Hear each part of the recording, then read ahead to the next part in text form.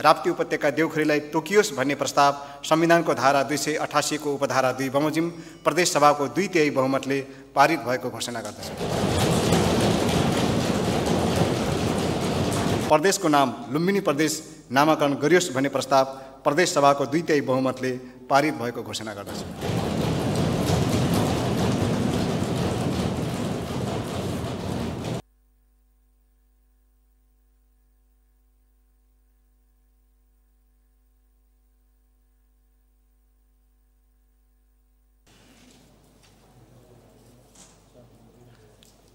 मान्य सदस्यहरू, अब म बन्द गरेका सभाका सबै प्रवेशद्वारहरू खोल्न आदेश दिन्छु। मान्य सदस्यहरू, अब म मत विभाजनको परिणाम घोषणा गर्दैछु। मान्य सदस्यहरू, प्रदेश नम्बर 5 को प्रदेश सभामा 87 जना मान्य सदस्य रहेको बेहोरा जानकारी गराउँछु। मान्य सदस्यहरू, आजको मतदानमा उपस्थित मान्य सदस्यहरूको सङ्ख्या 82 रहेको छ। मान्य सदस्यहरू, मान्य आन्तरिक मामिला तथा कानुन मन्त्री श्री कुलप्रसाद केसीले पेश गर्नुभएको दाङ जिल्लाको राप्ती गाउँपालिका, गढवा गाउँपालिका तथा अर्घाखाँची जिल्लाको सिद्धगङ्गा नगरपालिकाले ओगटेको चर्चेको राप्ती नदीको किनाराको मैदानी भाग राप्ती उपत्यका देउखुरीलाई प्रदेशको स्थायी राजधानी तोकियोस् भन्ने प्रस्तावको पक्षमा अर्थात् हुन्छ भन्ने पक्षमा जम्मा 69 मत र प्रस्तावको विपक्षमा अर्थात् हुन्न भन्ने पक्षमा जम्मा 13 मत परेको छ।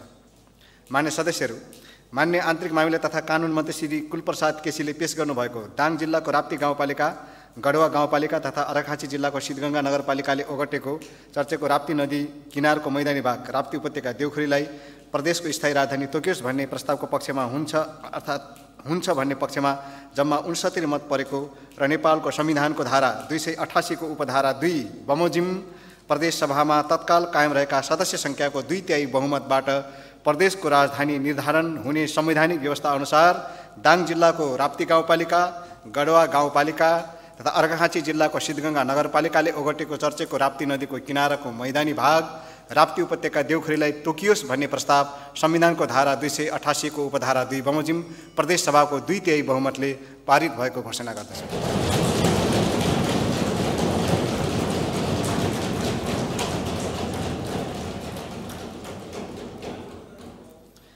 मान्य सदस्यहरू, प्रदेशको स्थायी राजधानी सम्बन्धी मूल प्रस्ताव मतदान प्रक्रियाद्वारा 2/3 बहुमतद्वारा पारित भइसकेकोले यस सम्बन्धी संशोधन प्रस्तावलाई मतदान प्रक्रियामा लैजान आवश्यक नपरेको बेहोरा जानकारी गराउँछु। मान्य सदस्यहरू, अब नामाकरणको चरणमा हामी प्रवेश गरेका छौँ। मान्य सदस्यहरू, अब म मान्य आन्तरिक मामिला तथा कानुन मन्त्री श्री कुलप्रसाद केसीलाई नेपालको संविधानको धारा 295 को उपधारा 2 बमोजिम शान्तिका अग्रदूत गौतम बुद्धको जन्मस्थल लुम्बिनीको महत्त्वलाई हृदयङ्गम गर्दै साझा चिनारीको रूपमा प्रदेशको नाम लुम्बिनी प्रदेश नामाकरण गरियोस् भन्ने प्रस्ताव पारित गरियोस् भन्ने प्रस्ताव पेश गर्न अनुमति दिन्छु।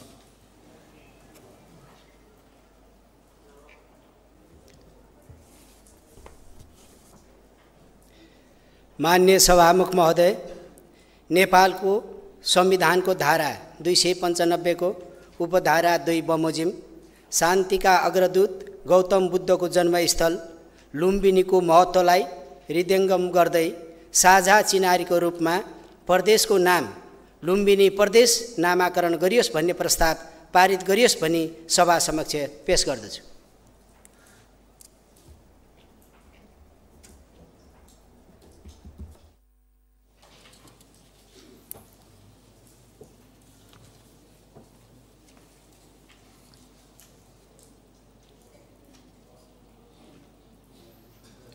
माननीय सदस्यहरू, अब म नेपालको संविधानको धारा 295 को उपधारा 2 बमोजिम शान्तिका अग्रदूत गौतम बुद्धको जन्मस्थल लुम्बिनीको महत्त्वलाई हृदयङ्गम गर्दै साझा चिनारीको रूपमा प्रदेशको नाम लुम्बिनी प्रदेश नामाकरण गरियोस् भन्ने प्रस्तावलाई निर्णयार्थ प्रस्तुत गर्दा दस्तखत सहितको मत विभाजन गरी मत सङ्कलन गरिने बेहोरा मान्य सदस्यलाई जानकारी गराउँछु। मान्य सदस्यहरू, अब म हस्ताक्षर सहितको मत विभाजन गर्दा अपनाइने कार्यविधिको सम्बन्धमा जानकारी गराउँछु। प्रस्ताव पारित गरियोस् भन्ने प्रस्ताव प्रस्तुत भएपछि बैठक कक्षबाट सम्पूर्ण मान्य सदस्यलाई बाहिरिन मौका दिन 5 मिनटसम्म विभाजन घन्टी बजाइनेछ। मत विभाजन घन्टी बजेपछि बैठक कक्षमा रहेका मान्य सदस्यहरू बाहिरिएर भन्ने पक्षका मान्य सदस्यहरूले बैठक कक्षको ढोका नम्बर 1 मा र प्रस्तावको विपक्षमा रहने मान्य सदस्यहरू अर्थात् हुन्न भन्ने पक्षका मान्य सदस्यहरूलाई ढोका नम्बर 2 मा भौतिक दूरी कायम गरी पंक्तिबद्ध भई मतदान कार्यमा सहभागी हुन जानकारी गराउँदै अब म 5 मिनट विभाजन घन्टी बजाउन आदेश दिन्छु।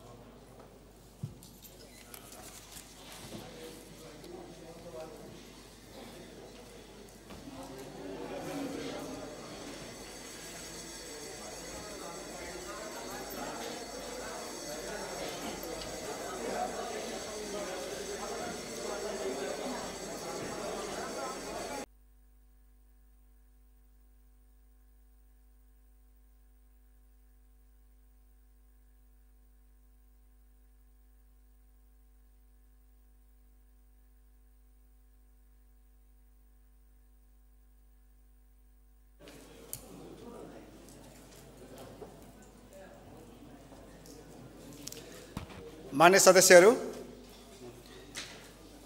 मतदान कार्य सम्पन्न भइसकेको छ।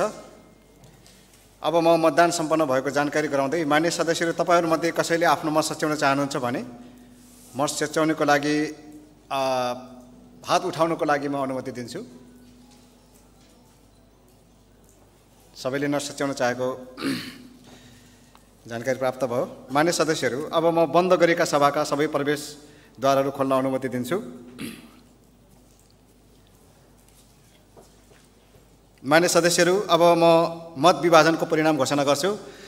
मान्य सदस्य, प्रदेश नम्बर 5 को प्रदेश सभामा 87 जना मान्य सदस्य रहेको बेहोरा जानकारी गराउँछु।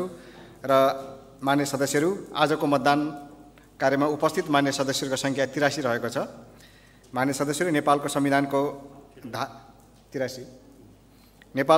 धारा 295 को उपधारा 2 तथा प्रदेश नम्बर 5 को नामाकरण र स्थायी राजधानीको प्रस्ताव सम्बन्धी आन्तरिक कार्यविधि 2077 बमोजिम शान्तिका अग्रदूत गौतम बुद्धको जन्मस्थल लुम्बिनीको महत्त्वलाई हृदयङ्गम गर्दै साझा चिनारीको रूपमा प्रदेशको नाम लुम्बिनी प्रदेश नामाकरण गरियोस्, अर्थात् हुन्छ भन्ने पक्षमा 79 मत र प्रस्तावको विपक्षमा अर्थात् हुन्न भन्ने पक्षमा जम्मा 4 मत परेको छ। मान्य सदस्यहरू, नेपालको संविधानको धारा 295 को उपधारा 2 बमोजिम शान्तिका अग्रदूत गौतम बुद्धको जन्मस्थल लुम्बिनीको महत्त्वलाई हृदयङ्गम गर्दै साझा चिनारीको रूपमा प्रदेशको नाम लुम्बिनी प्रदेश नामाकरण गरियोस् भन्ने प्रस्तावको पक्षमा अर्थात् हुन्छ भन्ने पक्षमा जम्मा 79 मत परेकोले प्रदेश सभामा तत्काल कायम रहेका सदस्य सङ्ख्याको 2/3 बहुमत भएको हुँदा शान्तिका अग्रदूत गौतम बुद्धको जन्मस्थल लुम्बिनीको महत्त्वलाई हृदयङ्गम गर्दै साझा चिनारीको रूपमा प्रदेशको नाम लुम्बिनी प्रदेश नामाकरण गरियोस् भन्ने प्रस्ताव प्रदेश सभाको 2/3 बहुमतले पारित भएको घोषणा गर्दछु।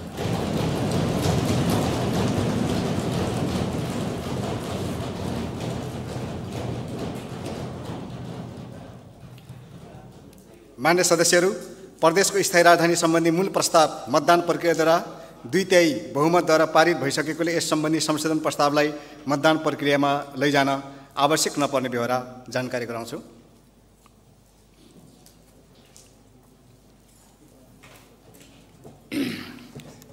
मान्य सदस्यहरू, प्रदेश सभा स्थापना भए पश्चात आजको मितिसम्म 31 महिना 29 दिन अर्थात् जम्मा जोड्ने कुरा बारम्बार गऱ्यौँ। निश्चित रूपमा हाम्रो प्रदेश जुन हिसाबले बनेको थियो त्यो प्रकारको संवेदनशीलता थियो नै। अर्कोतर्फ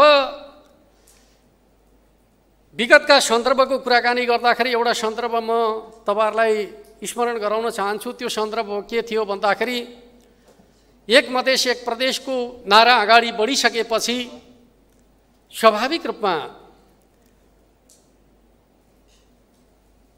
लुम्बिनी क्षेत्रमा अखण्ड लुम्बिनी कायम राख्नुपर्छ भन्ने आन्दोलन सुरु भयो र त्यसमा हजारौं हजार जनताहरू सहभागी हुनुभयो र मुलुकको संविधान निर्माणका सन्दर्भमा एउटा दिशा निर्देश गर्ने कुरामा सफलता हासिल गर्नुभयो। त्यो सफलता के थियो त भन्दाखेरि तराई तराईको मात्रै प्रदेश बनाउनु हुँदैन, तराई र पहाडलाई जोड्नुपर्छ, तराई पहाड र हिमाललाई जोड्नुपर्छ। त्यसो भयो भने समृद्धिको बलियो आधार तयार हुन्छ भन्ने मान्यता नेपालमा स्थापित गर्ने कुराका सन्दर्भका बारेमा बुटोलको आन्दोलनको अत्यन्त महत्त्वपूर्ण योगदान छ भन्ने म ठान्छु। त्यस आन्दोलनप्रति म पनि सम्मान गर्न चाहन्छु।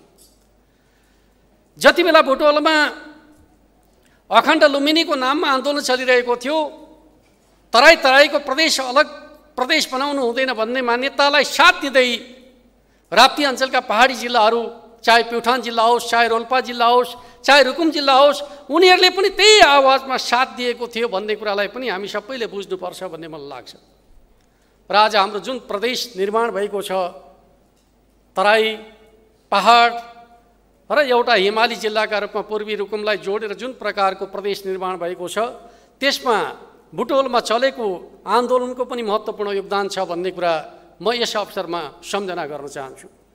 अर्कोतर्फ विगतका आन्दोलनहरूका सन्दर्भका बारेमा विभिन्न प्रकारका राष्ट्रियताका सन्दर्भमा भनौँ वा सांस्कृतिक मान्यताका सन्दर्भका बारेमा खास गरी माओवादी आन्दोलनले एउटा मान्यतालाई अगाडि सार्दै आएको थियो। त्यो के त भन्दाखेरि जातीय बाहुल्यताका आधारमा राज्यहरूको निर्माण हुनुपर्छ। त्यस आधारमा कहीँ मगरातका कुरा उठे, कहीँ थरुवानका कुराहरू उठे। यस प्रकारका मान्यताहरू पनि यही प्रदेशभित्र थिए र पछिल्लो समयमा थरुवट आन्दोलनका नाममा यो प्रदेश बनिसकेपछि पनि कैलालीको भूभागलाई प्रदेश 5 मा जोड्नुपर्छ भन्ने सन्दर्भमा आन्दोलन भयो र त्यो आन्दोलनमा निकै ठुलो मानवीय क्षति भएको कुरा पनि हामी सबै जानकार छौँ।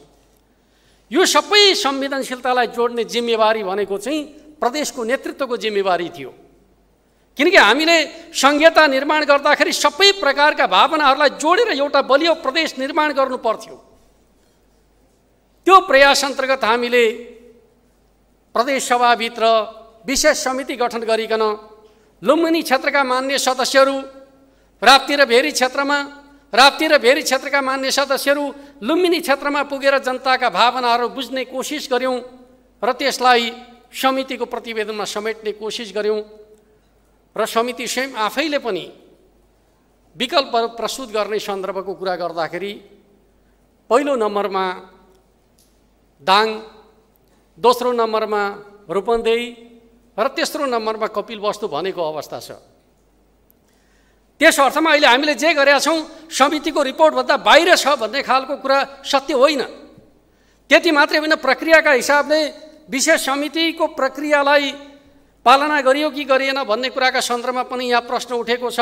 विशेष समिति स्वयं आफैले प्रतिवेदन बुझाउने क्रममा सभामुखलाई यो प्रतिवेदन सरकारलाई जिम्मा लगाएर यो प्रतिवेदनका आधारमा छलफल गरिकन एउटा उपयुक्त निष्कर्ष निकालोस् भन्ने खालको म्यान्डेट पनि विशेष समितिकै तर्फबाट दिएको थियो र विशेष समितिको निष्कर्षको अन्तिम बुँदामा प्रदेश सरकारलाई समेत त्यो कुराको आग्रह गरिएको छ। त्यस अर्थमा विशेष समितिले एउटा कुरा गरेको, प्रदेश सरकारले अर्को कुरा गरेको भन्ने कुरा सत्य होइन भन्ने कुरा यस गरिमामय सदनमा म यहाँ प्रस्तुत गर्न चाहन्छु। अर्कोतर्फ स्वाभाविक रूपमा हामीले हाम्रा मनोविज्ञानहरूलाई जोडेर एउटा बलियो प्रदेश निर्माण गर्ने कुरा साझा कुरा हो। हामीले हाम्रो प्रदेशलाई समृद्ध बनाउँदाखेरि हरेक क्षेत्रको योगदानलाई मिसाउनुपर्छ। त्यस अर्थमा हामी कुनै क्षेत्र विशेषको केन्द्रित भएर सोच्छौँ यो सम्भव छैन। कुनै एउटा क्षेत्र विशेषमा केन्द्रित भएर यो प्रदेशको समग्र समृद्धिको परिकल्पना गर्न सकिन्छ? किमर्थ सकिँदैन? हामीले सोच्दाखेरि हाम्रो प्रदेशमा रहेका 12वटै जिल्लाको समृद्धिको परिकल्पना हामीले सामूहिक रूपमा गर्नुपर्छ।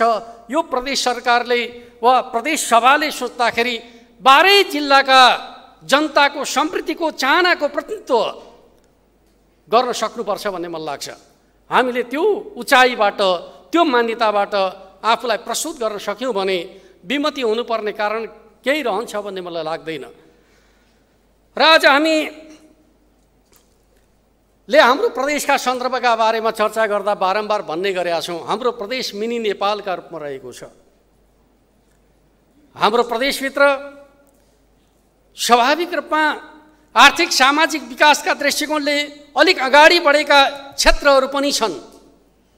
आर्थिक सामाजिक हिसाबले अत्यन्त पछाडि परेका क्षेत्रहरू पनि छन् र समुदायगत हिसाबले भन्ने भने झन्डै 2 नम्बर प्रदेशको जस्तो पछाडि परेको तराईवासी समुदायको पनि बसोबास भएको क्षेत्रका रूपमा, मधेसी समुदायको बसोबास भएको क्षेत्रका रूपमा, मुस्लिम समुदायको बसोबास भएको क्षेत्रका रूपमा हाम्रो प्रदेश रहेको छ भनेर हामीले हाम्रो प्रदेशलाई भन्ने गरेका छौँ मिनी नेपालका रूपमा रहेको छ। र यो प्रदेश बनाउन सक्दाखेरि सिङ्गो राष्ट्र बन्छ, यो सङ्कल्प अठोट हामीले गरेका छौँ। यो प्रदेश सभाले गरेको छ। त्यो अठोटका आधारमा हामीले स्वाभाविक रूपमा सबभन्दा पहिले त प्रदेशका जनताको मनोविज्ञानलाई जोड्ने कुरा नै हाम्रो सर्वाधिक प्राथमिकताको विषय हो भन्ने कुरालाई हामी सबैले बुझ्नु जरुरी छ। अहिले हामीले प्रस्ताव प्रस्तुत गरिरहँदाखेरि एउटा चर्चा चल्यो, प्रदेश सार्न खोजियो। प्रस्ताव सार्नका लागि होइन, बनाउनका लागि हो। मैले प्रदेश सभा समक्ष हरदम भन्ने गरेका थिएँ, कहाँ राजधानी बनाउने भन्ने कुरा होइन, कस्तो राजधानी बनाउने भन्ने कुराका आधारमा हामीले छलफल गरौँ, त्यसका आधारमा साझा मनोविज्ञान तयार गरौँ। र म तपाईँहरूका बिचमा के भन्न चाहन्छु भन्दाखेरि हामीले जुन ठाउँ अहिले प्रस्तावित गरेका छौँ त्यो ठाउँले साझा मनोविज्ञान निर्माण गर्छ भन्ने कुरा म यस सभा समक्ष प्रस्तुत गर्न चाहन्छु। एउटा कुरा त जुन ठाउँ हामीले तय गरेका छौँ त्यो ठाउँ कस्तो हो त भन्दाखेरि यो प्रदेशको सबभन्दा ठुलो एकल नदी सभ्यता भएको ठाउँ। यो प्रदेशको सबभन्दा ठुलो नदी भनेको राप्ती नदी, जसको उद्गमदेखि अन्त्यसम्म यही प्रदेशमा भएर त्यो नदी बग्ने गर्छ। एकल अधिकारमा रहेको नदी सभ्यताको एउटा बिन्दुमा हामीले प्रदेशको स्थायी राजधानीको परिकल्पना गरेका छौँ। र त्यो नदी यस्तो नदीका रूपमा रहेको छ जसले दुईवटा आञ्चलिक मनोविज्ञानलाई जोड्ने काम गर्छ। दुईवटा आञ्चलिक मनोविज्ञान मात्रै होइन, त्यसले भेरी अञ्चल अन्तर्गतका बाँके र बर्दियाको मनोविज्ञानलाई पनि जोड्ने काम गर्छ। किन भन्दाखेरि आज त्यही राप्ती नदी अन्तर्गतको सिक्टा परियोजनाले बाँके जिल्लाको आर्थिक सामाजिक जीवनमा परिवर्तन ल्याउने एउटा सम्भावना उजागर भइरहेको छ। हामी बाँके बर्दियामा हरित क्रान्तिको परिकल्पना गरिराखेका छौँ। अब नेपालको हरित क्रान्तिको नेतृत्व कहीँबाट हुन्छ भने त्यो बाँके बर्दिया जिल्लाले गर्न सक्छ। किनकि एकातिर भेरी भवै डाइभर्सनका माध्यमबाट बबाई सिँचाइ आयोजना अगाडि बढ्दैछ, अर्कोतर्फ सिक्टा सिँचाइ आयोजना अगाडि बढ्दैछ। यसका माध्यमबाट त्यो चिज एउटा हरित क्रान्तिको केन्द्र बन्न सक्छ भन्ने मान्यताको परिकल्पना गरेर हामी त्यसका आधारमा तयारी गर्दैछौँ, अगाडि बढ्दैछौँ भन्ने कुरा पनि हामीले बुझ्नु जरुरी छ।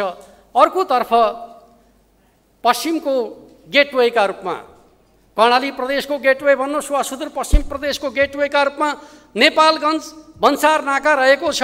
र स्वाभाविक रूपमा हामीले ती क्षेत्रका जनताका लागि सेवा र वस्तुको उत्पादन गर्ने एउटा महत्त्वपूर्ण केन्द्रका रूपमा नेपालगञ्ज क्षेत्रको विकास गर्न सक्छौँ भनेर एउटा बृहत्तर महानगरको परिकल्पना हामीले पहिलेदेखि सार्दै आएका छौँ।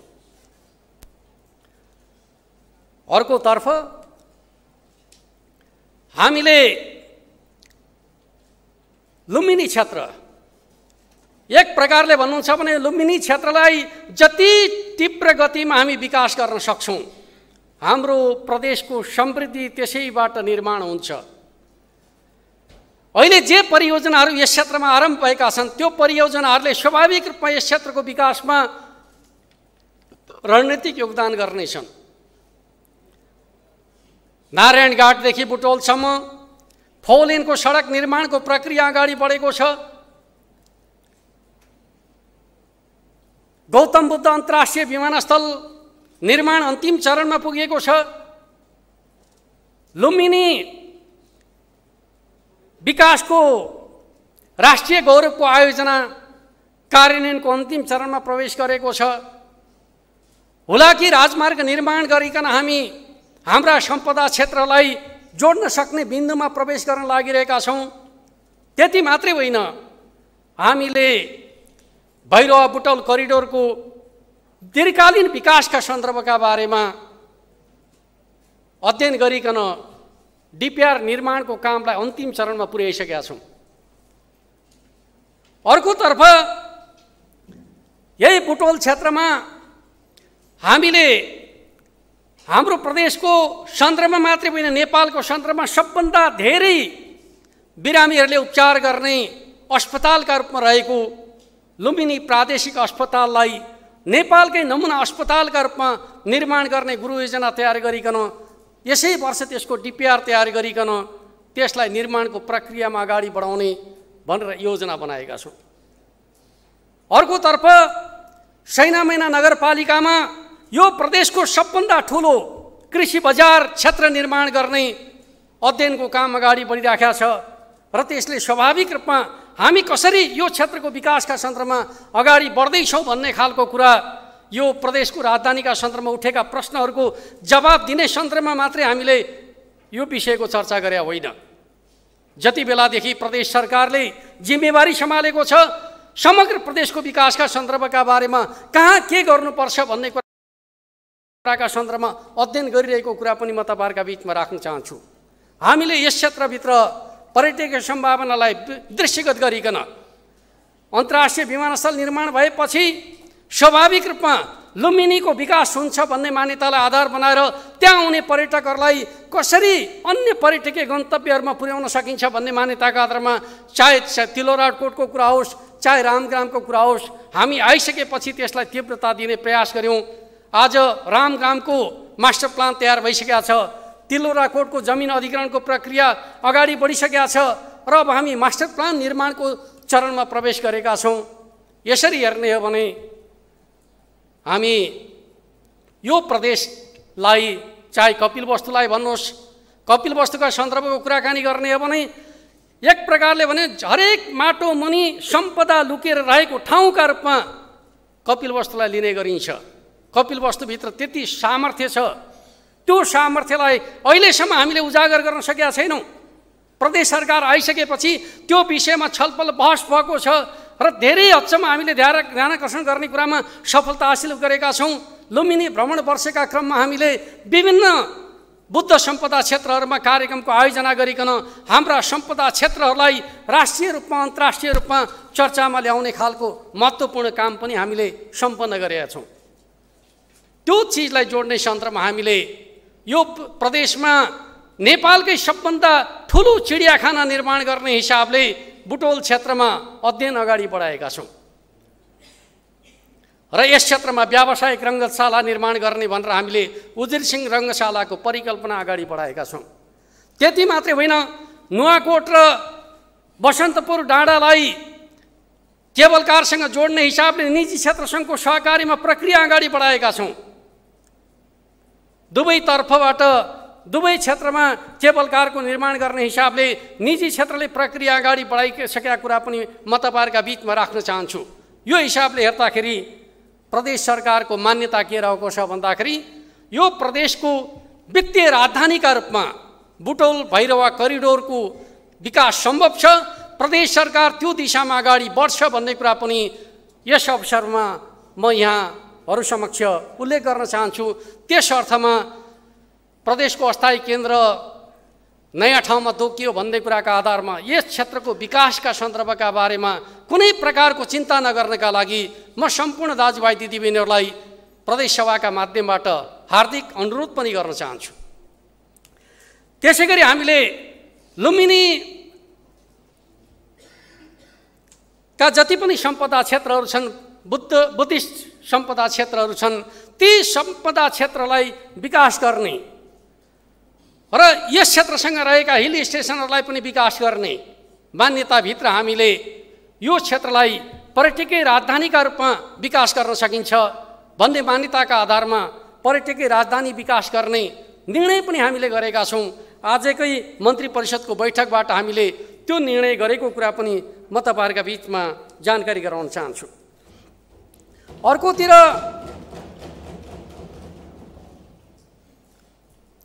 हाम्रो प्रदेशभित्र सुदूरवर्ती इलाकाहरू विकासको प्रक्रियामा पछाडि पर्छन् के भन्ने चिन्ता सुदूरवर्ती इलाकाका जनताहरूले गर्नु नपरोस् भन्ने हिसाबले पाल्पाको रामपुर क्षेत्रलाई हामीले विशेष सहर निर्माण गर्ने योजना गएको बजेटका माध्यमबाट अगाडि सारिसकेकै छौँ।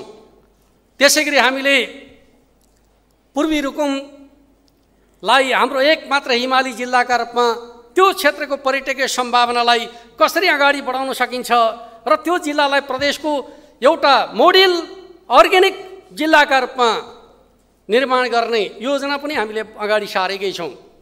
म तपाईँहरूलाई के कुरा बताउन चाहन्छु त भन्दाखेरि प्रदेश सरकार कुनै एउटा क्षेत्र विशेषमा केन्द्रित रहन सक्दैन। त्यो अर्थमा हामी समग्र क्षेत्रको विकासका सन्दर्भका बारेमा चिन्ता गर्छौँ, त्यस हिसाबले अगाडि बढ्छौँ भन्ने कुरा पनि म राख्न चाहन्छु।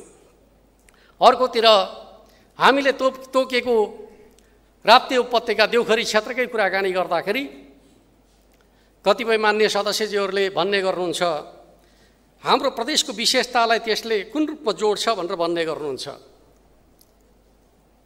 एउटा सन्दर्भ म तपाईँहरूलाई बताउन चाहन्छु। त्यो इलाकाभित्र रहेका गाउँहरूको नामहरूबाट पनि हाम्रो त्यसको सांस्कृतिक ऐतिहासिक महत्त्वलाई बुझ्न सकिन्छ भन्ने मलाई लाग्छ।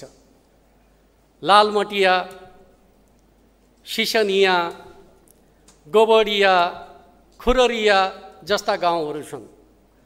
यी गाउँहरू भनेको थारू संस्कृतिका ऐतिहासिक क्षेत्रहरू हुन्। अर्कोतर्फ त्यसैको अलिकति उत्तरी इलाकातर्फ जानुभयो भने बालुवाङ, लापे जस्ता क्षेत्रहरू छन् जसले मगर सभ्यतालाई प्रतिनिधित्व गरिराखेका छ। यो प्रदेश निर्माण गर्दाखेरि दुईवटा सभ्यताको सङ्गमका रूपमा जसरी निर्माण गर्न खोजेका थियो त्यो चिजलाई पनि हामीले प्रतिनिधित्व गर्न खोजेका छौँ। अर्कोतर्फ गोबडिया भनेको चाहिँ मधेसीहरूको चाहिँ बसोबास भएको ऐतिहासिक थलोका रूपमा पनि बुझ्ने गरिन्छ। त्यो हिसाबले हेर्दाखेरि हाम्रो प्रदेशको जे विशेषता छ त्यो विशेषतालाई त्यो ठाउँले प्रतिनिधित्व गर्न सक्छ भन्ने मलाई लाग्छ। बालुवाङ बजारको विकासका सन्दर्भको कुराकानी गर्ने हो भने त्यो ठाउँमा रोल्पाबाट बसाइसकेका मान्छेहरू, प्युठानबाट बसाइसकेका मान्छेहरू, अर्घाखाँचीबाट बसाइसकेका मान्छेहरू, गुल्मीबाट बसाइसकेका मान्छेहरूले निर्माण गरेको बजारका रूपमा त्यो बजार रहेको छ। कुनै एउटा भेगको मात्रै त्यसले प्रतिनिधित्व गर्दैन। यो प्रदेशको साझा मनोविज्ञानको त्यसले प्रतिनिधित्व गर्छ। त्यति मात्रै होइन, आज के भन्ने गरिन्छ भनेर भन्दाखेरि एक प्रकारको बहस चलिराखेको छ। राजधानी दाङ तोकियो भन्ने अर्थमा अथवा लुम्बिनीभन्दा बाहिर गयो भन्ने अर्थमा प्रचार गर्न खोजिएको छ। तर चाहिँ हामीले प्रस्ताव गरेको क्षेत्रभित्र लुम्बिनी अञ्चलभित्रकै अर्घाखाँची जिल्ला समाविष्ट छ भन्ने पक्षलाई पनि हामीले बुझ्नुपर्छ। सिद्धगङ्गा नगरपालिका अर्घाखाँची जिल्लाको सबभन्दा पछाडि परेको क्षेत्र हो। त्यो पछाडि परेको क्षेत्रको विकासको सम्भावना यसले अगाडि बढाउँछ, जसले पछाडि परेको लुम्बिनी क्षेत्रलाई अगाडि बढ्नका लागि सहयोग पुर्याउँछ भन्ने मान्यतालाई पनि हामीले बुझ्न सक्नुपर्छ भन्ने मलाई लाग्छ। त्यस अर्थमा यो लुम्बिनी क्षेत्रभन्दा बाहिर होइन, लुम्बिनी क्षेत्रभित्र छ भन्ने कुरालाई पनि हामीले बुझ्न सक्नुपर्छ भन्ने मलाई लाग्छ। अर्कोतर्फ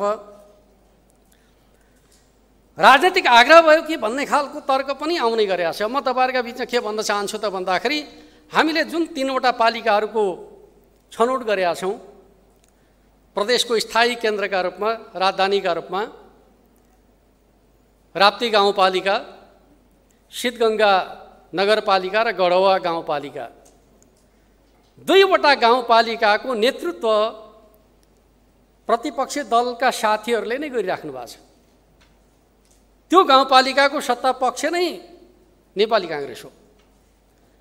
त्यस अर्थमा प्रदेश सरकारले आफ्नो प्रस्ताव प्रस्तुत गरिरहँदाखेरि राजनीतिक आग्रहलाई अगाडि सारेको छ कि समग्र प्रदेशको हितलाई केन्द्रबिन्दुमा राखेको छ भन्दाखेरि समग्र प्रदेशको हितलाई केन्द्रबिन्दुमा राखेको छ। 3वटा पालिका जोड्दाखेरि एउटा पालिकाको नेतृत्व चाहिँ नेकपाले गरिराखेको छ भने 2टा पालिकाको नेतृत्व नेपाली काङ्ग्रेसले गरिराखेको छ। जबकि प्रदेशको प्रतिनिधित्वको अवस्था भन्दै पनि ठिक उल्टो हुनुपर्ने हो। तर हामी त्यसो गरिराखेका छैनौँ, किनकि हामीले उपयुक्त ठाउँ, साझा मनोविज्ञान निर्माण गर्न सक्ने ठाउँ खोजी गर्दाखेरि त्यो बिन्दुमा पुगेको कुरा म तपाईँहरूका बिचमा राख्न चाहन्छु। त्यस अर्थमा कुनै आग्रहको विषय हो कि भन्ने अर्थमा पनि यसलाई लिनु हुँदैन भन्ने खालको अनुरोध गर्न चाहन्छु। अर्कोतर्फ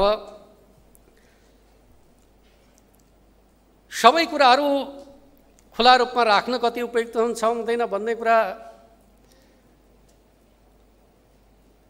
कतिपय सन्दर्भमा चाहिँ सबै कुरा बाहिर ल्याउनु पनि उपयुक्त हुँदैन भन्ने लाग्छ। तर जसरी हाम्रो प्रतिपक्षी दलको नेता साथीले भन्नुभयो प्रयासै गरिएन भन्ने खालको कुरा चाहिँ सत्य होइन भन्ने कुरा म राख्न चाहन्छु। किनकि मैले अनुरोध गरेका थिएँ राजनीतिक सहमति जुटाउने सन्दर्भमा, उहाँलाई नै अनुरोध गरेका थिएँ, नेपाली काङ्ग्रेसका सभापतिज्यूसँग समय मिलाउँ भनेर अनुरोध गरेका थिएँ। तर कारणवश समय मिल्न सकेन र उहाँकै अनुरोधमा हामी अर्को नेता जसले रूपन्देही क्षेत्रको प्रतिनिधित्व गर्नुहुन्थ्यो उहाँसँग गयौँ र उहाँलाई हामीले खुला खुलस्त छलफल गर्नका लागि तपाईँले अनुमति दिनु पर्यो, हामी सहमति निर्माण गर्छौँ भनेर भन्यौँ। तर उहाँ तयार हुनु भएन। यदि उहाँ खुला खुलस्त छलफल गर्नका लागि हामीले सहमति माग्दाखेरि तयार भएको भए त हामी अर्कै प्रक्रियामा प्रवेश गर्थ्यौँ नि त। त्यो अनुमति छैन भन्नुभयो। हामी विपक्षी दलको नेतासँग बसेर सहमति जुटाउँछौँ भन्दाखेरि उहाँलाई त्यो म्यान्डेटै छैन भन्नुभयो। त्यस अर्थमा अहिले हामी जुन हिसाबले छलफल गरेर सहमति निर्माण गर्न सकिन्थ्यो भन्ने खालको कुरा, त्यो भनाइबाट चाहिँ मैले सम्भावना कम देखेकै हो। अहिले मान्य सदस्यज्यूले जुन प्रकारले चर्चा गर्नुभयो, वास्तवमा त्योभन्दा बाहिर उठेर चाहिँ गर्न सकिन्थ्यो भन्ने खालको मान्यता वा विश्वास उहाँले दिलाउनु भएको भए सायद हामी प्रक्रिया अर्कै रूपमा अगाडि बढ्न पनि सक्थ्यौँ भन्ने मलाई लाग्छ। तर प्रयासै नगरिएको भन्ने कुरा चाहिँ सत्य होइन भन्ने लाग्छ। अर्कोतर्फ यो प्रक्रियामा प्रवेश गरिसकेपछि कस्तो अवस्था भयो भन्दाखेरि सरकारले प्रस्ताव टेबल गरेको छ, मान्य सदस्यहरूका गाडीमा ढुङ्गा प्रहार हुन्छ। यो त कल्पनै गर्न नसक्ने विषय। मान्य सदस्यहरू छलफल गर्न बाँकी नै छ, उहाँहरूका गाडीमा ढुङ्गा प्रहार हुन्छ। कस्तो प्रकारको संस्कृति निर्माण गर्न खोज्यौँ र त्यो संस्कृति कुनै सर्वसाधारणले गरे होइन, राजनीतिक दलका जिम्मेवार कार्यकर्ताहरूले गरेको कुरा हो। त्यस प्रकारले हामीले आफ्ना कार्यकर्ताहरूलाई परिचालित गर्न हुन्थ्यो हुँदैन थियो? स्वाभाविक रूपमा त्यो उचित कुरा थिएन भन्ने मलाई लाग्छ। अन्यथा हिजो पनि मैले विपक्षी दलका नेताजीसँग भनेका थिएँ, मान्य सदस्यज्यूहरूलाई खुलाखुलस्त छलफल गर्न दिउँ, तपाईँ हाम्रा बिचका चाहिँ छलफलका विषय फेरि पनि गर्न सकिन्छ। भोलि बिहानैदेखि हामी जमेर छलफल गरौँ, आजको बिहानैदेखि छलफल गरौँ। केही कुराहरूमा प्रतिबद्धता सरकारले जनाउनु पर्ने छ भने सरकार त्यसका लागि तयार छ, सरकारको कुनै आग्रह छैन। तर मान्यज्यूहरूलाई आफ्ना कुराहरू खुलाखुलस्त राख्ने अवसर बनाइदिनुहोस् भनेर मैले आग्रह गरेको थिएँ।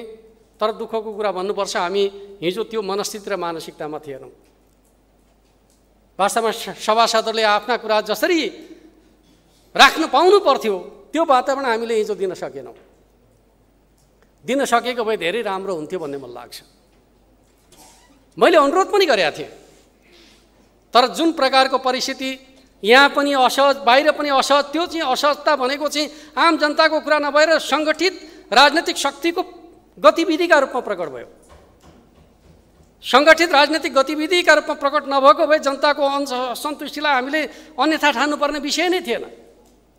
किनकि जनताको असन्तुष्टिलाई सम्बोधन गर्ने जिम्मेवारी भनेको राजनीतिक दलहरूको हुँदै हो। त्यसमाथि प्रदेश सरकार त्यो जिम्मेवारीलाई गहिरो गरी आत्मसात गर्छ।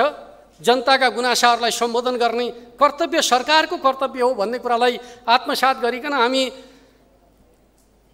पटक पटक संसदीय दलको बैठक बसेका छौँ, सभासदहरूका गुनासाहरू सुनेका छौँ। त्यसका आधारमा मन्त्री परिषदको बैठक बसिकन हामीले प्रस्तावहरू तयार गर्ने खालका कामहरू गरेका छौँ र भविष्यमा पनि के गर्ने भन्ने कुराका बारेमा हामी त्यही तरिकाबाट जान्छौँ भन्ने कुरा पनि म यहाँ उल्लेख गर्न चाहन्छु। अर्कोतर्फ प्रदेशको राजधानीका सन्दर्भको कुरा गर्दाखेरि मेरो तपाईँहरू सबैसँग आग्रह के छ भनेर भन्दाखेरि अहिले सबै प्रदेशमा एउटा समस्या देख्छु म चाहिँ। तोक्न त तोकिहाल्नु भयो, नयाँ कहाँ बनाउने भन्ने ठाउँ प्राप्त हुन सकेको छैन सुदूरपश्चिमलाई छोडेर। नयाँ ठाउँको खोजी हुनुहुन्छ, नयाँ ठाउँ प्राप्त हुन सक्दैन। र एक प्रकारले भन्ने हो भने जसका भवनहरू लिएर बसिएको छ ती भवन त अस्थायी हुन्। जस्तो कि 2 नम्बर प्रदेशले जनकपुर चुरोट कारखाना प्रयोग गरेको छ, त्यो चाहिँ उद्योग मन्त्रालय त्यो चाहिँ भवन दिन तयार छैन, विवाद चलिरहेकै छ। त्यही ठाउँको मन्त्री उद्योग मन्त्री हुँदाखेरि उहाँले दिन मान्नु भएन। जनकपुरकै मन्त्री हुँदाखेरि पनि चुरोट कारखानाको भवन प्रदेश सरकारलाई दिन मान्नु भएन भन्दाखेरि चाहिँ जटिलता प्रदेश सरकारले के बेहोरिराखेका छन् भन्ने कुरासँग पनि हामी परिचितै छौँ। आज विराटनगरले चाहिँ आफ्नो स्थायी संरचना बनाउनका लागि कहाँ बनाउने जमिन उपलब्ध हुन सकिराखेका छैन। यो पीडा पनि प्रदेश सरकारहरूले बेहोरिरहेको पीडा हो भन्ने कुरालाई पनि हामीले बुझ्नुपर्छ भन्ने कुरा म तपाईँहरूका बिचमा राख्न चाहन्छु। त्यस अर्थमा अहिले हामी भालुबाङको जे परिकल्पना गरिराखेका छौँ, अब हामी आज निर्णय गरिसकेपछि त्यसपछि प्रदेशको राजधानी भालुबाङ लाने भन्ने खालको कुरा होइन, बनाउने कुरा हो। कहाँ बनाउने भन्दाखेरि राप्ती उपत्यकामा बनाउने। जबसम्म त्यो बनिसक्दैन त हामी बस्ने कहाँ हो भन्दाखेरि यहीँ बस्ने। त्यस अर्थमा चाहिँ अहिले निर्णय गर्ने बित्तिकै हामी चाहिँ सर्न खोज्यौँ जस्तो प्रकारको जुन प्रचार भइरहेको छ त्यो कुरा सत्य होइन भन्ने कुरा पनि हामी आफैले पनि बुझ्नु जरुरी छ र जनतालाई पनि बुझाउनु जरुरी छ भन्ने कुरा म ठान्छु। किनकि यो प्रदेश भने के होइन भन्दाखेरि कुनै निर्णय हुने बित्तिकै एक ठाउँको चाहिँ प्रदेश सरकार हुने, अर्को ठाउँको प्रदेश सरकार नहुने भन्ने कुरा हुन्छ। यो ठाउँको नेतृत्व फेरि प्रदेश सरकारले गर्छ। त्यसैले प्रदेश सरकार चाहिँ कुनै ठाउँमा सर्न थालेको, यहाँको नेतृत्वभन्दा बाहिर जान थालेको भन्ने खालको कुरा चाहिँ सत्य होइन भन्ने कुरालाई हामीले पनि बताउन सक्नुपर्छ र जे भ्रम सिर्जना भएको छ त्यो भ्रमबाट हामीले जनतालाई मुक्त पार्न सक्नुपर्छ भन्ने मलाई लाग्छ। एउटा हामी बाहिर घुम्न जाँदाखेरि चाहिँ नदी किनारमा सुन्दर सहरहरू देख्छौँ, चाहे लन्डन होस् वा अन्य सहरहरूको कुरा हो, चाहे पेरिस सहरको कुरा गरौँ, चाहे न्युयोर्कको कुरा गरौँ, नदी किनारमा सुन्दर सहरका निर्माण भएका छन्। उनीहरूले ती सहर निर्माण गर्दाखेरि धेरै वर्ष पहिले गरे, तर व्यवस्थित योजनाका साथ गरेका छन्। तर हामी कहाँ सहरहरू कस्ता छन् त भन्दाखेरि माइग्रेसनबाट निर्माण भएका छन्, मान्छेहरूको बसाइ सराईबाट सहर बनेका छन्, सहरलाई व्यवस्थित गर्न सकिएको छैन। त्यही भएर मैले प्रदेश सभामा भनेको थिएँ, अर्को काठमाडौँ निर्माण गर्ने गल्ती गर्नु हुँदैन। हामी जहाँ राजधानी बनाउँछौँ 50 वर्ष पछाडिको पुस्ताले पनि भनोस् हाम्रा अग्रजहरूले कति दूरदर्शी भएर सोचेका रहेछन्। त्यो सोचका साथ, त्यो योजनाका साथ प्रदेश सरकार अगाडि बढ्छ र प्रदेश सभाले त्यो विश्वास प्रदेश सरकारलाई प्रदान गर्नुपर्छ भन्ने कुरा पनि म तपाईँहरूका बिचमा राख्न चाहन्छु। अर्कोतर्फ राप्ती उपत्यकाको कुरा गरिरहँदाखेरि त्यसले वरिपरिको भूभागलाई समेट्नुपर्छ भन्ने मान्य सदस्यहरूको सुझाव पनि छ। निश्चित रूपमा जब सहरको विकास हुँदै जान्छ त्यसको प्रभाव कहाँसम्म पर्छ भन्ने कुराका सन्दर्भका बारेमा अहिले हामीले प्रस्ताव नगरेको प्युठानको सरुमा रानी गाउँपालिका, जसलाई हामी बाङ्गेसाल क्षेत्र भनेर भन्ने गर्छौँ, त्यो पनि राप्ती उपत्यका क्षेत्रकै रूपमा रहेको छ। त्यहाँसम्म पनि त्यसको प्रभाव विस्तार हुन्छ नै। अर्कोतर्फ अहिले हामीले राप्ती गाउँपालिका भनेका छौँ, नजिकै लमही नगरपालिका छ, त्यसको प्रभाव क्षेत्र लमही नगरपालिकामा विस्तार हुन्छ हुँदैन? विस्तार हुन्छ नै। किनकि हाम्रो प्रदेश भनेको त्योभन्दा धेरै पर बाँके बर्दियासम्म विस्तारित छ भनेपछि त्यसका प्रभावहरू त्यहाँसम्म विस्तारित हुँदै जान्छन् भन्ने कुरालाई पनि हामीले बुझ्नु जरुरी छ। त्यस पछाडि स्वाभाविक रूपमा जनसङ्ख्याको घनत्व रहेको रूपन्देही, परासी, कपिलवस्तु जस्ता जिल्लाहरू जब राजधानीसँग जोडिन्छन् सबभन्दा ज्यादा एडभान्टेज कसले पाउँछ भनेर भन्दाखेरि शिवराज नगरपालिकाले पाउँछ, जो कपिलवस्तुमा छ। र भन्सार नाकाका रूपमा सबभन्दा धेरै प्रयोग हुने भन्सार नाका राजधानीका लागि कुन हुनेछ भनेर भन्दाखेरि कृष्णनगर नाका हुनेछ।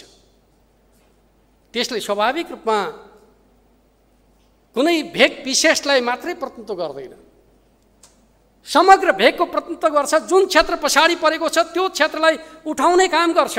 आज कपिलवस्तु पछाडि परेको क्षेत्रका रूपमा हेर्ने हो भने आखिर त्यही क्षेत्र त होला जसलाई अगाडि बढाउनका लागि यो प्रस्तावले मलजल गर्छ। र म के ठान्छु भन्दाखेरि हाम्रो सामान्यतया के हुन्छ भने हाम्रो सभ्यताको विकास हरेक ठाउँमा पूर्वतिर ज्यादा भएको छ, त्यसलाई पश्चिमतिर ढल्काउनु पर्छ। पश्चिमतिर ढल्काउने क्रममा रूपन्देहीकै पछाडि परेको क्षेत्रले पनि त्यसको लाभ प्राप्त गर्छ, कपिलवस्तु जिल्लाले लाभ प्राप्त गर्छ। र पहाडतर्फबाट भालुवाङतर्फ जाने कुराका सन्दर्भमा आज हेर्दाखेरि के छ भन्दाखेरि बाटोको हिसाबले सबै बाटाघाटाहरू बुटोललाई केन्द्रमा राखेर बनेका छन्। भोलि ती बाटाहरू चाहिँ जब भालुवाङलाई केन्द्रमा बनाएर बाटोको निर्माण गरिन्छ, म त भन्छु दाङको घोराईबाट भालुवाङ जानुभन्दा अर्घाखाँचीको सदरमुकामबाट भालुवाङ जान छिटो हुनेछ। रोल्पाबाट भालुवाङ जानुभन्दा गुल्मीबाट भालुवाङ जान छिटो हुनेछ। भोलिको सत्य त यही हो। आज हामी जेलाई अपायक ठानिराखेका छौँ, भोलि के हुन्छ भन्दाखेरि सडकको सञ्जाल कसरी निर्माण गर्छ त्यसैले पायक र अपायक छुट्याउने हो भन्ने कुरा म राख्न चाहन्छु। त्यस अर्थमा मेरो तपाईँहरूसँग अनुरोध के छ भन्दाखेरि पायक र अपायकको कुरा आजको सन्दर्भको पाइक अपाइक हो, भोलिका सन्दर्भको कुराकानी गर्दाखेरि हामीले जुन प्रकारले आश्रित कृष्णक्षेत्र राजमार्ग निर्माण गर्दैछौँ त्यो राजमार्गलाई अर्घाँचीको सन्धिखर्कबाट जब भालुबाङतर्फ जोड्ने खालको काम गर्छौँ, पाल्पा जिल्लाका लागि पनि सुरक्षित गेटवे प्राप्त हुनेछ, सुरक्षित बाटो प्राप्त हुनेछ, वैकल्पिक सडक प्राप्त हुने खालको स्थिति बन्नेछ भन्ने कुरा पनि म राख्न चाहन्छु। र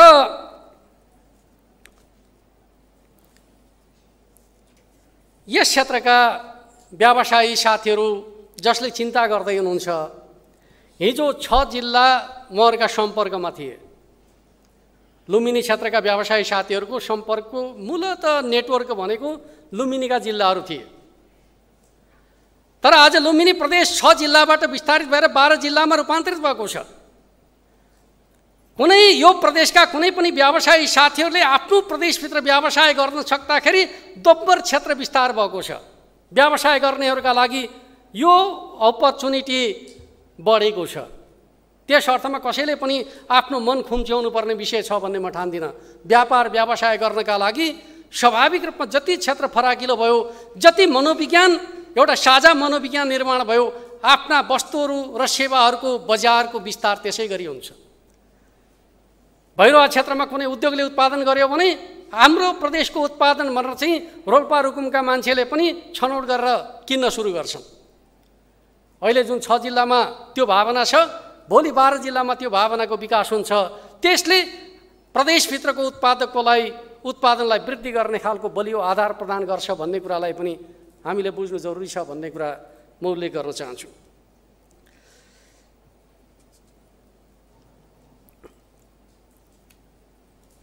एउटा नयाँ सन्दर्भ पनि मैले तपाईँहरूका बिचमा राख्नुपर्छ। त्यो के हो त भन्दाखेरि हामी जल यातायातबाट चाहिँ नेपाललाई समुद्री मार्गसँग जोड्ने नेपाल सरकारको नीति छ। त्यो जल यातायातसँग जोडिने हाम्रो प्रदेशको बिन्दु कहाँ हो त भन्दाखेरि चाहिँ सुस्ता हो, नवलपरासीको सुस्ता, जहाँ भविष्यमा बन्दरगाह निर्माण हुनेछ र कलकत्ता पोर्टबाट छुटेका सामानहरू चाहिँ परासीसम्म आइपुग्नेछ।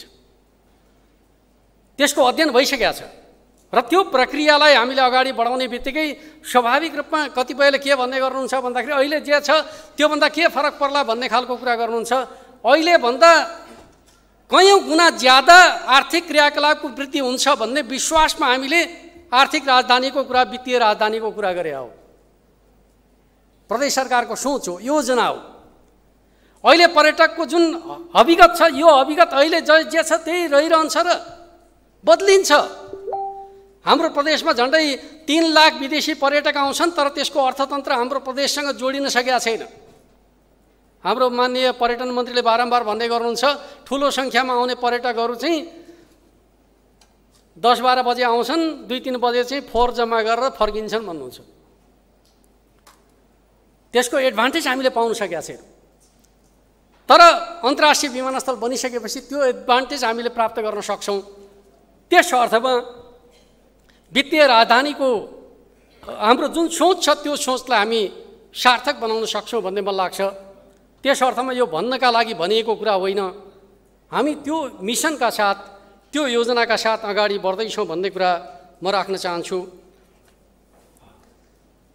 र अहिले प्रदेश सरकारले जुन प्रस्ताव प्रस्तुत गरेको छ, मलाई लाग्छ त्यसमा के सत्ता पक्ष के प्रतिपक्ष कसैले पनि विमति राख्नुपर्ने विषय छ भन्ने मलाई लाग्दैन। कतिपयले भन्ने गर्नुहुन्छ मुख्यमन्त्रीले आफ्नो ठाउँमा लग्यो भन्ने गर्नुहुन्छ। म तपाईँहरूलाई के भन्छु भन्दाखेरि मुख्यमन्त्रीको गाउँबाट चाहिँ भालुबाङ आउन जति समय लाग्छ, बुटवलबाट भालुबाङ जान त्यति नै समय लाग्छ। ठाउँकै कुरा गर्नुहुन्छ भने दाङ जिल्लाको कुराकानी गर्नुहुन्छ, दाङ जिल्लाको पुरन्दारा क्षेत्रबाट आउनका लागि जति समय लाग्छ, हाम्रो पूर्वतर्फको सिमाना चाहिँ बर्दघाटबाट चाहिँ भालुबाङ जान जति समय लाग्छ, दाङ जिल्लाकै पुरन्दाराबाट चाहिँ त्यहाँ आउनका लागि त्यति नै समय लाग्छ। यो मैले कुनै तर्कका लागि तर्क गरे होइन।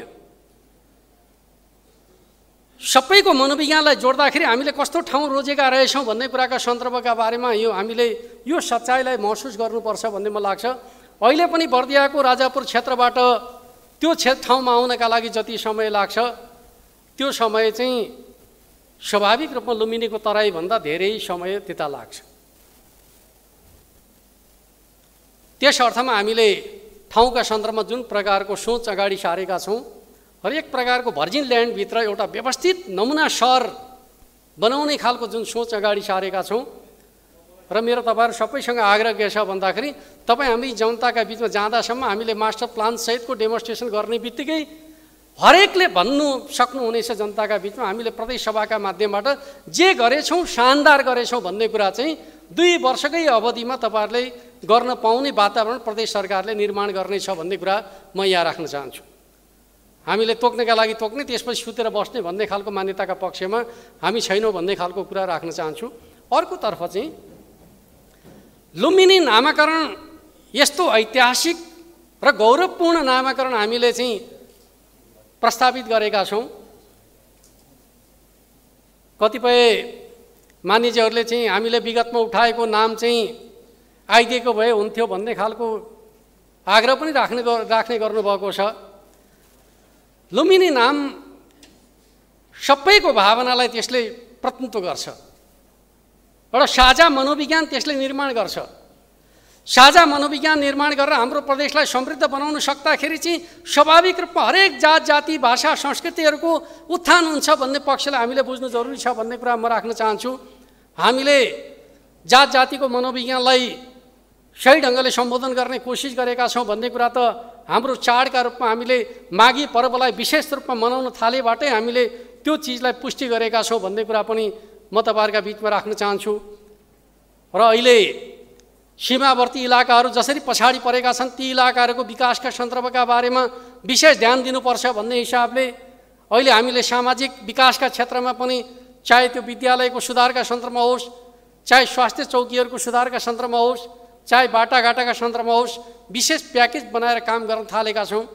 यद्यपि हाम्रा जुन सोचहरू छन् त्यस अन्तर्गत हाम्रा साधन स्रोतहरू कम छन्, त्यो कुरा ठिक हो। तर म तपाईँहरूलाई के कुरा भन्न चाहन्छु त भन्दाखेरि हामीले अहिले हामी जे निर्णय गर्छौँ यो निर्णयका कारणले स्रोतको समस्या हुन्छ कि भन्ने अर्थमा चिन्ता गर्नु पर्दैन। हामी स्रोतको व्यवस्थापन गर्छौँ। 1 वर्ष त हामी त्यसको विस्तृत परियोजना तयार गर्नकै लागि समय लाग्छ। त्यसपछि हामी स्थायी संरचना निर्माण गर्ने प्रक्रियामा अगाडि बढ्छौँ। त्यति बेलासम्म कोभिड महामारीको पनि अन्त्य भइसकेको हुन्छ। यो निर्णयले कोभिड अन्त्य गर्नका लागि पनि हामीलाई समय प्रदान गर्छ भन्ने मलाई लाग्छ, किनकि त्यो समय पनि हामीले पाउँछौँ। त्यस अर्थमा अहिले कोभिडको महामारीकै कारणले गर्दाखेरि हाम्रा योजनाहरू सबै रोक्नुपर्छ भन्ने खालको कुरा गर्नु हुँदैन भन्ने लाग्छ। कोभिड भनेर चाहिँ बसेको भए सबभन्दा धेरै पुँजीगत खर्च गर्ने प्रदेशका रूपमा हाम्रो प्रदेश हुन सक्दैन थियो। कोभिडका बिचमा पनि हामीले आर्थिक जीवनलाई व्यवस्थित गर्नुपर्छ भन्ने हिसाबले सोच्यौँ र त्यही आधारमा अगाडि बढ्यौँ। आज जुन प्रकारको एउटा सौहार्द र वातावरण निर्माण गर्ने काममा विपक्षी दलका नेताजीले जुन हिसाबले आफ्नो अभिव्यक्ति राख्नुभएको छ त्यसका लागि म मुख्यमन्त्रीको हैसियतमा र सत्ता पक्षको दलको नेताको हैसियतमा हार्दिक धन्यवाद दिन चाहन्छु। वास्तवमा हामीले हाम्रो प्रदेशभित्र सत्ता पक्ष प्रतिपक्ष मिलेर एउटा उन्नत संस्कृति निर्माण गर्ने कुरामा जे इतिहास निर्माण गरेका थियौँ, हिजोको घटनाले त्यसलाई अलिकति नमिठो धक्का दिएकै छ। तर पनि हामी त्यसलाई बिर्स्याएर फेरि उन्नत प्रकारको सहकारीको वातावरण तयार गर्नेछौँ र हामी यो प्रक्रियालाई टुङ्ग्याएर एउटा सकारात्मक वातावरण निर्माण गर्नका लागि अगाडि बढ्नेछौँ भन्ने खालको कुरा गर्दै समयका लागि सभामुखज्यूलाई धन्यवाद दिँदै आफ्नो भनाइलाई अन्त्य गर्न चाहन्छु। धन्यवाद। अभिवादन।